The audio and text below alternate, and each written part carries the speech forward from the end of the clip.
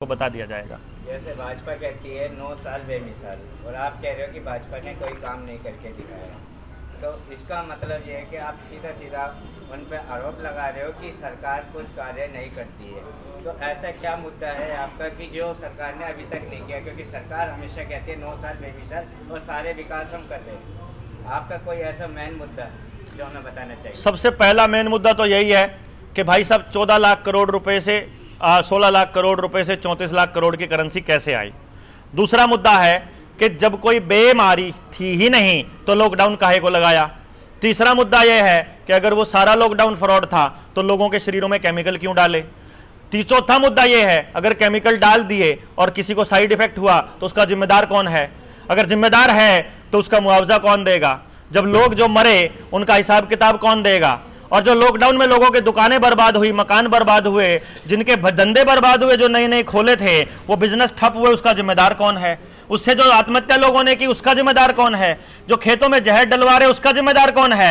जो आपको बेरोजगार किया जा रहा है, बेरोजगारी के आंकड़े भी छुपाए जा रहे हैं, उसका बेरोजगार कौन है। सारा कुछ बेचा जा रहा है, उसका जिम्मेदार कौन है।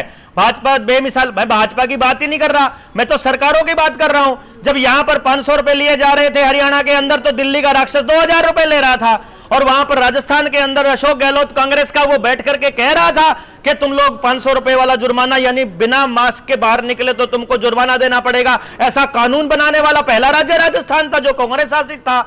जो जुर्माना यहां लिया जा रहा था वही शिवसेना ले रही थी महाराष्ट्र के अंदर, वही हमारी ये ममता दीदी ले रही थी। आप कौन से जिले की, कौन से स्टेट की, कौन से सरकार की बात कर रहे हो। मैं किसी पार्टी की बात नहीं कर रहा हूं मेरे दोस्तों, मैं बात कर रहा हूं सरकारों की। सारी सरकारें पूंजीपतियों के साथ मिलकर के ये काम कर रही हैं, क्योंकि इलेक्टोरल बॉन्ड के जरिए जो पैसा पूंजीपति इनको देते हैं उसका खुलासा नहीं करते हैं। आपके आधार कार्ड को बोलते हैं पारदर्शिता होगी, तो तुम्हारा आधार कार्ड कहां है, तुम्हारी जवाबदेही कहां है। तुम्हारे को इलेक्टोरल बॉन्ड से कितना पैसा मिला तुम कब बताओगे। क्योंकि ये तो जो चोरी है हमारी चोरी है ना, हमारे पैसे की चोरी है। उस चोरी का हिसाब लेने के लिए जनता आ रही है 19 नवंबर को करनाल में। आपसे सारे सवाल पूछे, एक मुद्दा नहीं है भाई साहब। लिस्ट बनाएंगे तो इन सारी दीवारों पे सारी दीवारें भर जाएंगी। इन लोगों ने मिलकर के पूरी पीढ़ियां बचपन से लेकर मरने तक ऐसे नियम बना दिए कि सड़क पर निकलते हुए आपको ऐसा डर लगता है जैसे आप ही चोर हो, आप ही कसूरवार हो, आप ही की वजह से देश बर्बाद हो रहा है। लेकिन असलियत में ये मिलकर ऐसी पॉलिसीज बना रहे हैं कि आपका परिवार भी टूटे, समाज भी टूटे, खेत में भी जहर हो, दिमाग में भी जहर हो, दिल में भी जहर हो, समाज में जहरी जहर हो। ऐसा हालात इन लोगों ने बना दिया। इस हालात से पीछा छुड़ाने के लिए आजादी की लड़ाई है ये, ना कि कोई सत्ता परिवर्तन या सरकारों को कोसने की, व्यवस्था बदलने की लड़ाई है ये। व्यवस्था बदलने के लिए हम लोग इकट्ठा होने वाले। जय हिंद, जय भारत। भारत की